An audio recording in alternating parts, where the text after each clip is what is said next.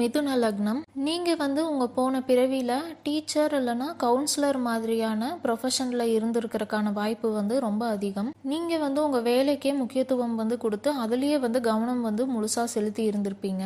வாழ்க்கையில வந்து சந்தோஷமா இருக்கிறதோ இல்லை உங்க இளமை பருவத்தையோ இல்லை உங்க குழந்தை பருவத்தையோ வந்து நீங்க நல்லாவே என்ஜாய் பண்ணியிருக்கவே மாட்டீங்க. உங்க குடும்பம் வம்சம் அவங்க எப்படி நடந்துக்குவாங்க அந்த பரம்பரையா இருக்கிற பழக்க வழக்கம்ல வந்து நீங்க ரொம்ப கவனம் வந்து செலுத்தி இருந்திருப்பீங்க.